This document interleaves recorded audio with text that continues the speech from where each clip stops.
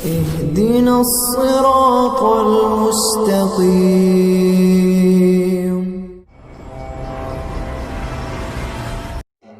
حیات الصحابہ میں مسجد میں ایمان کے حلقوں میں بات کیا ہو، موضوع کیا ہو، یہ ہمارے کام کا بنیادی مقصد ہے کہ امت کو مادے سے اور چیزوں کے یقین سے نکال کر اللہ کے وعدوں کے یقین پر لانا، یہ اس کام کا بنیادی مقصد ہے۔ کیوں کہ دعوت ہی یہی ہے کہ اللہ کی قدرت وعدوں کے ساتھ ہے، وعدے حکموں کے ساتھ ہیں، اسباب کے ساتھ قدرت بھی نہیں ہے، وعدہ بھی نہیں ہے۔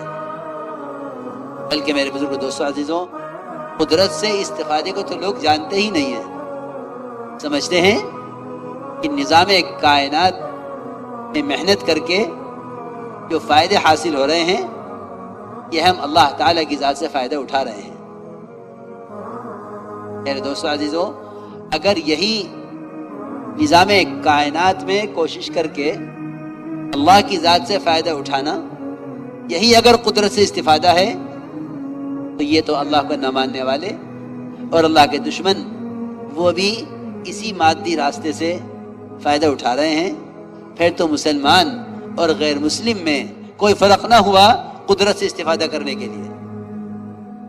بس فرماتے تھے اللہ کی ذات عالی سے استفادے کے لیے کائنات کا یقین نکلنا پہلی شرط ہے۔ جس کے دل میں کائنات کا یقین ہوگا وہ قدرت سے استفادہ نہیں کر سکتا۔ کیوں؟ اس لیے کہ قدرت سے استفادے کے لیے درمیان میں کوئی کائناتی شکل کا ہونا ممکن نہیں ہے۔ اگر قدرت سے استفادہ چاہتے ہو، فرماتے تھے کہ دو راستے ہیں چلنے کے، ایک فائدہ اٹھانا کائنات سے، ایک فائدہ اٹھانا خالق کائنات سے۔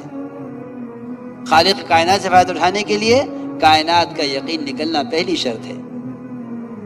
اس لیے یہاں آ کر فیصلہ ہوگا کہ اسباب کی کیا حیثیت ہے، اس کا اختیار کرنے کا کیا حکم ہے اور اس کے چھوڑنے کا کیا حکم ہے۔ پہلی بات تو یہ سمجھ لینا کہ اللہ کا کوئی وعدہ سبب پر نہیں ہے، اس لیے اسباب میں لگو اسباب سے نا امید ہو کر، اسباب میں لگو اسباب سے نا امید ہو کر۔ کیوں نا امید ہو کر؟ اس لیے کہ سبب پر کوئی وعدہ نہیں ہے۔ بہت آسان راستہ بتا رہا ہوں، سبب پر کوئی وعدہ نہیں ہے، اس لیے اسباب سے نا امید ہو کر اس سے ہمیں کچھ ملنے والا نہیں ہے۔ کیونکہ میرے دوستو عزیزوں، اسباب ذریعہ نہیں ہیں، اسباب میں اللہ کے احکام ذریعہ ہیں۔ میں نے حکم پورا کیا ہے، اس سبب میں مجھے اللہ کی ذات سے امید ہے۔ اس لیے یہ نازک موقع ہے۔